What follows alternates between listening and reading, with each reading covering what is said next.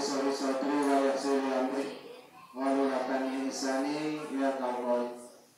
Dihormati Bapak, Ibu, jemaah masyarakat berbahagia. Pertama-tama mendapatkan pujian syukur Allah Ta'ala dengan berkat rahmat dan hidayahnya bersama dapat kumpul masalah ini dalam makam sholat isya dan juga insyaallah sama-sama masuk terawih dan kita berjamaah. Selanjutnya salam kita sampaikan kepada Nabi SAW yang berapaskan Allah Sayyidina Muhammad wa ala Sayyidina Muhammad. Semoga kita yang hadir di masalah dapat sahabat di masa nanti. Amin. Bapak Ibu semuanya, di sini kami ingatkan kembali kami panitia zakat untuk Bapak Ibu semuanya yang belum menunaikan zakat fitrahnya nanti dapat menunaikan zakatnya di tahun ini karena zakat fitrah sifatnya wajib. Oleh karena itu, Bapak Ibu semuanya yang sudah siap bisa mengatakan zakat fitrahnya musola kita ini. Insyaallah untuk Bapak lagi kami panitia zakat akan menyerahkan zakat fitrah maupun yang akan menerima. Oleh karena itu kami ingatkan Bapak Ibu semuanya bisa menaikkan zakat fitrahnya setelah sholat subuh, sholat asar dan sholat tarawih ini. Jadi karena sifatnya ini wajib dan harus ditunaikan. Oleh karena itu Bapak Ibu semuanya untuk segera yang sudah siap untuk melaksanakan zakat fitrahnya tahun ini. Berikutnya sebelum sholat tarawih kita sama-sama dengan ceramah agama atau kultum pengasal tarawih yang malam hari ini insyaallah dilangsung oleh Ustaz Edi Halafis. Oleh itu dengan sama-sama semoga sampai Ustaznya dan perlu pada semuanya. Oleh itu pada Ustaz untuk waktu tetap mensilakan.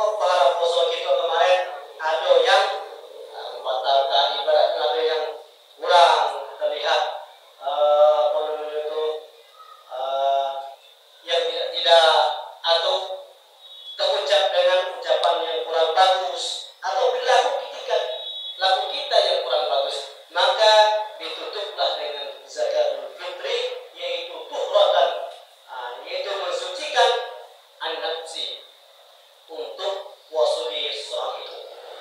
Maka itu kaum muslimin berbahagia, itu zakat fitrah. Dan zakat fitrah ini pahalanya puasa kita itu tergantung baina samai wal ard ketika kita tidak melakukan zakat fitrah itu. Jangan sampai ada bayar zakat fitrah. Pak, kalau ada yang bayar zakat fitrah, bahaya. Semua dengan kita meninggal yang seperti sholat, seperti puasa. Alhamdulillah. Itu yang pertama, Bapak Ibu kaum muslimin berbahagia. Yang kedua adalah zakat profesi. Zakat profesi tentunya bagi pegawai, Pak ya, pegawai PNS, itu sudah dipotong oleh pemerintah gaji.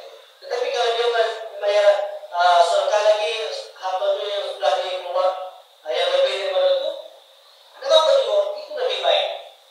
Jangan pula Bapak Ibu, kalau Bapak Ibu sudah PNS, sudah dipotong oleh pemerintah, kemudian itu sudah yang zakat fitrah, zakat. Atau kita sudah dipotong gaji saya. Kadang-kadang kita sudah mempunyai satu harta yang kemampuan bagi kita, mampu kita bersedekah, mampu kita membayar zakat mal itu kepada orang miskin, maka kita Bapak Ibu itu yang lebih baik. Maka dikategorikan dalam Islam, dalam Allah Subhanahu wa taala berfirman, kita tidak Bapak Ibu ingin ada yang pendustaan dalam agama ini. Allah menyebutkan dalam surah An-Nahl, na'udzubillahi minasyaitonir rajim, "Ara'aita alladzi yukadzibu bid-din?" Adakah yang kau tahu kata Allah, orang yang mendustakan agama? Fadzalika alladzi yad'u al-yatim wa la yahuddu 'ala ta'amil miskin. Kita ni mampu, kita ni mewah hidup, kita ni ada dikit kepunyaan harta. Tetapi harta itu kita tidak memberikan kepada fakir miskin, memberikan atau santunan anak yatim, maka kita termasuk orang-orang yang mendustakan agama. Bapak Ibu kaum muslimin yang berbahagia, itu permasalahan zakat mal, profesi. Zakat, kemudian zakat dagang, perdagangan Bapak Ibu kaum muslimin yang berbahagia. Di dalam mazhab Imam Syafi'i ada namanya haul. Haul itu adalah penghitungan yaitu dalam kategori as-sanah. Artinya dalam setahun itu. Fisanati. Di dalam setahun itu ada penghitungan lebih daripada nisabnya. Nisabnya itu kalau dijadikan emas Bapak Ibu kaum muslimin yang berbahagia, itu kalau dijadikan nilai uang, itu lebih daripada 90 juta. Lebih kurang Bapak Ibu. Yang mungkin saya tidak melihat konteks berapa ukurannya, saya tidak melihat.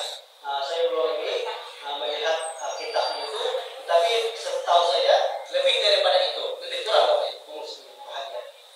Itu misalnya haul, artinya kata Imam Syafi'i itu haul, penghitungan dalam hari setahun itu berapa penghasilan kita. Maka dikeluarkanlah zakat mal itu, dibagikanlah sepertiga. Umpamanya kita punya uang 10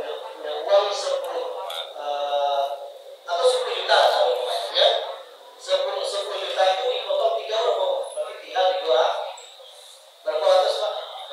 300 juta. 300. Itulah penghitungan.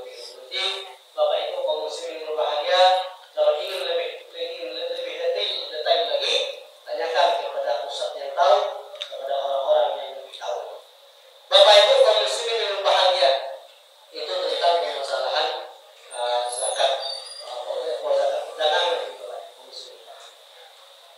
Yang kedua, yang terakhir Bapak Ibu, ya, itu permasalahan orang yang menyantuni, keutamaan orang yang menyantuni anak yatim tadi. Dan disekirakan diceritakan bahwasannya di dalam hadis Rasulullah SAW menyebutkan bahwa jarak orang yang senantiasa menyantuni anak yatim,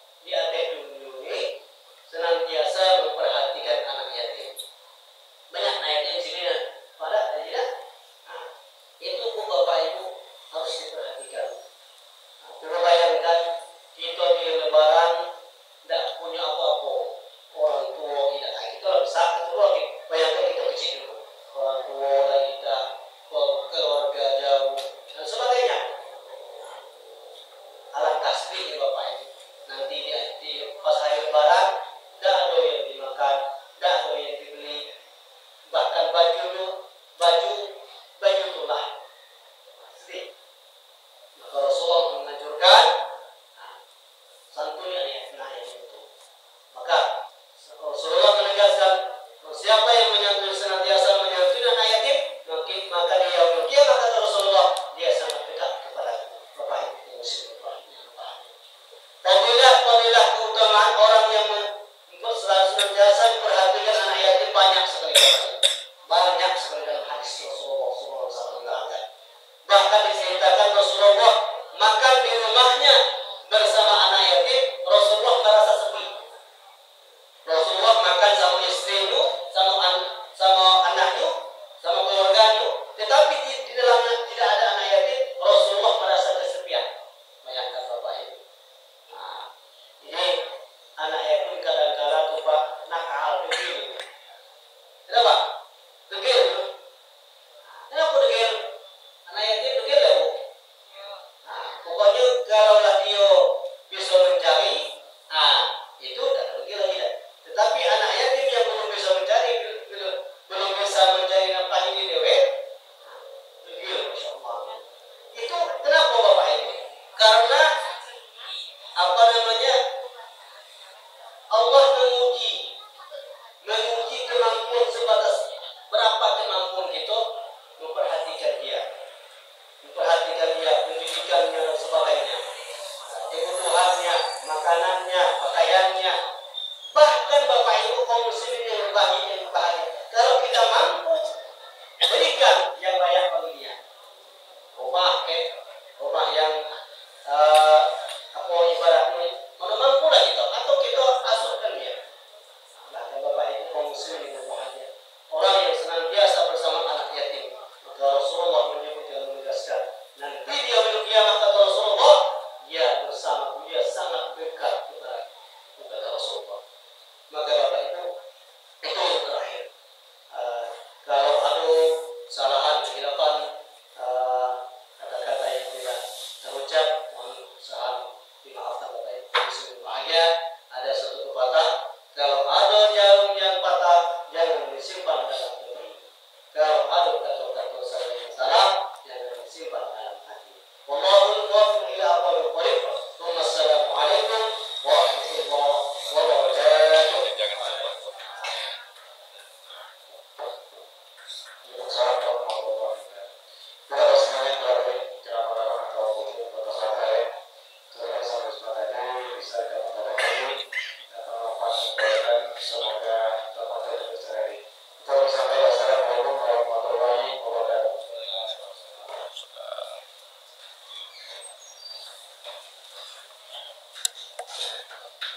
Wah, ikut jemaah tetap. Allahu Akbar. Salam. Salam apa?